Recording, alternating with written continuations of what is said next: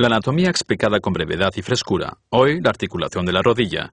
La articulación de la rodilla, en latín articulatio genus, es una de las articulaciones más grandes y poderosas del cuerpo humano. En la articulación de la rodilla participan principalmente tres huesos. En primer lugar, el fémur. En segundo, la tibia. Y en tercer lugar, tal y como vemos aquí muy bien de lado, el hueso sesamoide más grande del cuerpo humano, la rótula, en latín patella.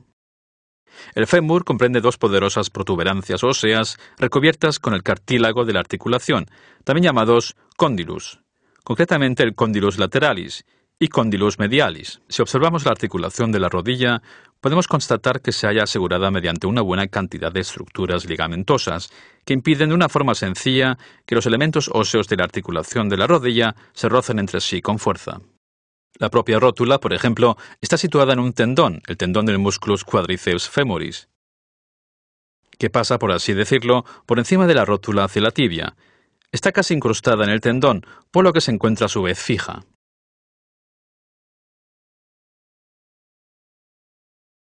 La articulación de la rodilla queda estabilizada por esta, y también otras estructuras ligamentosas, como por ejemplo los ligamentos laterales, que vemos aquí y aquí.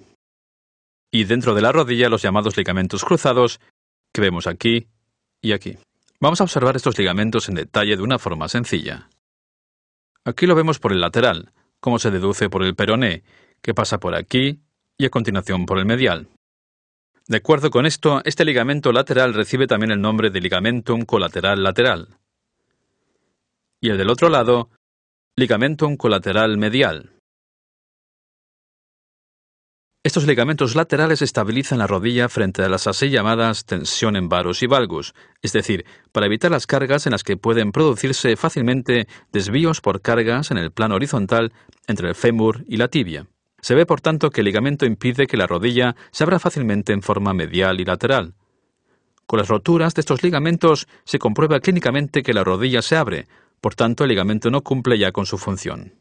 En el interior de la articulación de la rodilla existen otros ligamentos importantes. Para ello abrimos la articulación de la rodilla y la inclinamos un poco para que se vea mejor.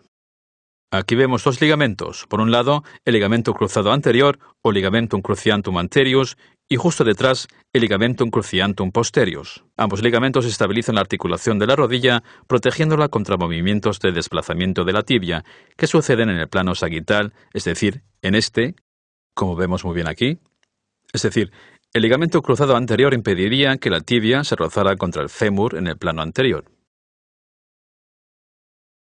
Y viceversa, el ligamento cruzado posterior impide que la tibia se roce contra el fémur en el plano posterior.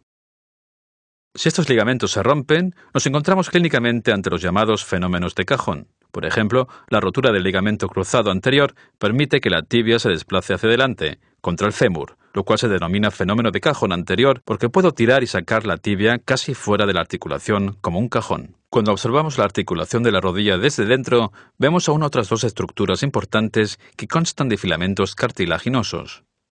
Son los llamados meniscos. En primer lugar vemos el menisco externo o meniscus lateralis, y aquí en la parte central de la rodilla el meniscus medialis o menisco interno, pegado a un ligamento interno. Los meniscos tienen una función muy importante y equilibran las incongruencias, o mejor dicho, las desigualdades entre la superficie de la articulación del fémur y de la tibia, y se encargan también de una mejor distribución de la fuerza en la rodilla. Vemos claramente que la superficie de la articulación entre la tibia y el fémur no es completamente congruente, y que los meniscos equilibran en principio los espacios huecos, como podríamos llamarlos, que hay entre ambos huesos de forma simple, rellenándolos. Pues sí, la articulación de la rodilla es una articulación que no está construida en absoluto de forma poco compleja y que consta de muchas estructuras.